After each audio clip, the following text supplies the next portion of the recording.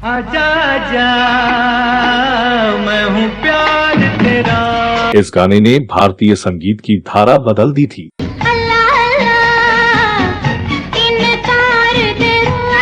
Film तीसरी मंजिल में शम्मी कपूर और आशा पारेख पर फिल्माए गए इस गीत को विविध आयामी गायन क्षमता से भरपूर प्रतिभावान गायिका आशा भोसले ने गायकी के सरताज माने जाने वाले गायक मोहम्मद रफी के साथ गाकर इतिहास रच दिया। इस गाने ने फिल्म संगीत की दुनिया में हंगामा बरपा दिया था। लेकिन क्या आप जानते हैं कि जो गाना भारतीय फिल्म संगीत का ट्रेंड सेटर बन गया और जिस गाने ने फिल्म संगीत के भविष्य को बदल कर रख दिया, उसका संगीत दिया था उस समय फ्लॉप माने जाने वाले संगीतकार राहुल देव बर्मन ने। लेकिन इस गाने के सुपरहिट होने के साथ वह एक सनसनी बन गए और इस गाने ने उनको 7वें आसमान पर पहुंचा दिया।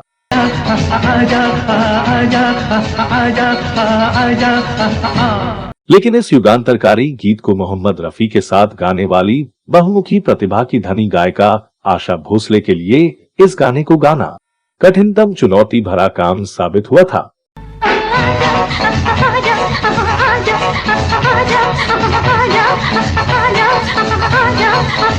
हालांकि उन्होंने रफी साहब के साथ इस गाने को जिस बेहतरीन तरीके से गाया उसके लिए उनकी खूब वाहवाही हुई।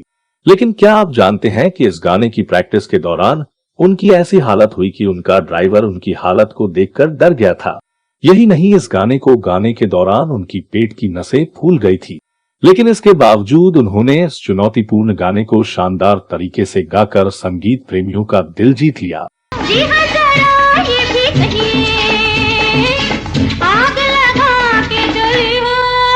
आज भी यह गाना बड़े से बड़े गायक गायिकाओं के लिए चुनौती बना हुआ है। इस वीडियो में भारतीय संगीत की हवा बदल देने वाले उस धमाकेदार गीत के बनने के बारे में दिलचस्प जानकारी देने जा रहा हूं। आप बने रहिए हमारे साथ। आपने अगर हमारे चैनल ग्रेट लीजेंड्स को सब्सक्राइब नहीं किया है तो जरूर सब्सक्राइब कर लें।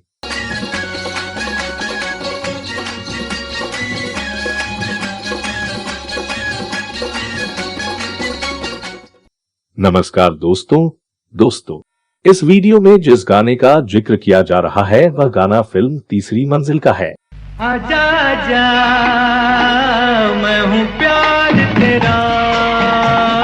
यह फिल्म 1966 में प्रदर्शित संगीतमय रोमांचक फिल्म है जिसका निर्देशन विजय आनंद ने किया था और जिसमें शम्मी कपूर, आशा पारेख, प्रेमनाथ तथा प्रेम चोपड़ा सरीखे अभिनेता मुख्य भूमिकाओं में है।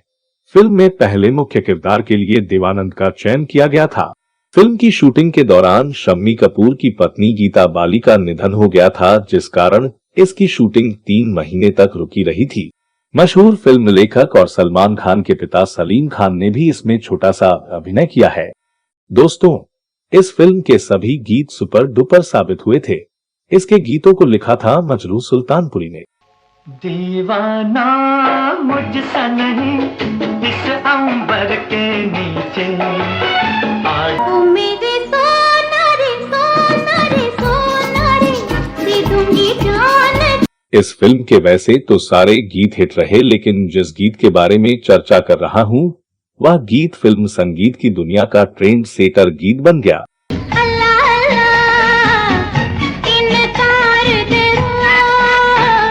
इस गीत के बनने के बारे में आशा भोसले ने कुछ दिन पूर्व इंडियन आइडल शो में बताया था कि आर.डी. बर्मन साहब ने इस गाने को गाने का अनुरोध किया तो वह गाने को गाने के लिए तो तैयार हो गई, लेकिन इस गाने को आर.डी. बर्मन जिस तरह से गा रहे थे उसे देखकर वह सोच में पड़ गई थी कि वह यह गाना गा पाएगी या नहीं। तो वो गरूर एकदम फट से टूट गया। मैंने कहा ये तो मुश्किल काम है। आशा भोसले ने बताया कि आर.डी. बर्मन साहब एक दिन उनके घर आए, बाजा लिया और मुझसे यह गाना गाने का अनुरोध किया। उन्होंने इस गाने को गाकर बताया। जब मैंने उनसे यह गाना सुना तो मैं झटका खा गई कि यह गाना तो मुझसे होगा नहीं। मुझ में गुरूर था कि मैं तो आशा भोसले हूँ और ये नया लड़का है, यह क्या गाना बनाएगा। आर.डी. बर्मन को गाते देखकर मेरा गुरूर एकदम से टूट गया। मुझे नहीं लगा कि मैं इसे गा पाऊंगी, लेकिन फिर भी मैंने बर्मन साहब से कहा कि मैं 4 से 5 दिन तब गाने का रियाज करूंगी और उसके बाद गाना गाने की कोशिश करूंगी। आशा दी ने बताया कि वह अपनी कार में इस गाने का रियाज करती थी। एक दिन जब वह कार में बैठे बैठे इस गाने का रियाज कर रही थी, तब उनकी हालत देखकर उनका ड्राइवर डर गया था। वह हाजी अली के पास रहती थी और जब उनकी कार हाजी अली के पास पहुंची तो मेरे ड्राइवर ने मुझसे पूछा कि क्या उनको अस्पताल लेकर जाना है, क्योंकि दरअसल इस गाने के अभ्यास के कारण ड्राइवर को लगा कि वह हाफ रही है और उनकी तबीयत खराब है। तो ऐसे प्रैक्टिस करती थी।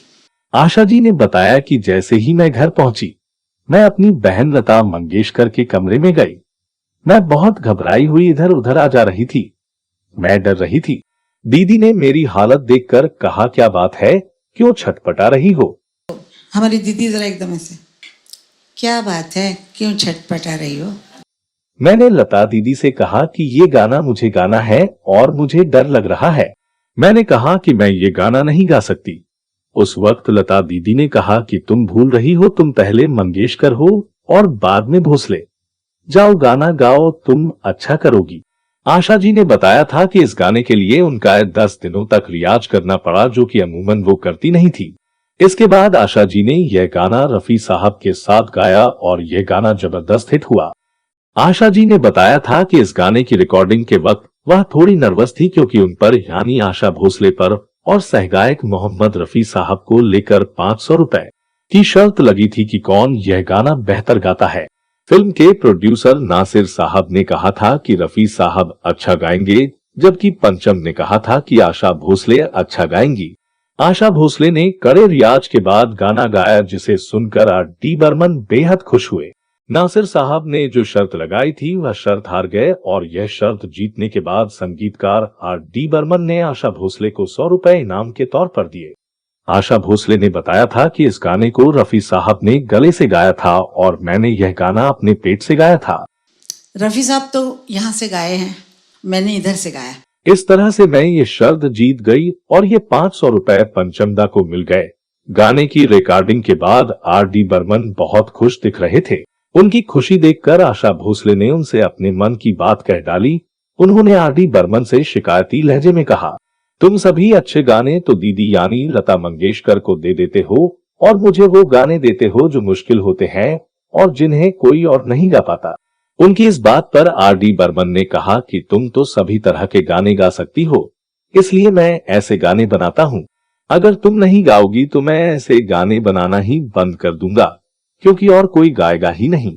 यह सुनकर आशा भोसले R.D. बर्मन के बनाए मुश्किल गाने खुशी खुशी गाती थी और ये गाने काफी हिट हुए और आज भी खूब लोकप्रिय हैं।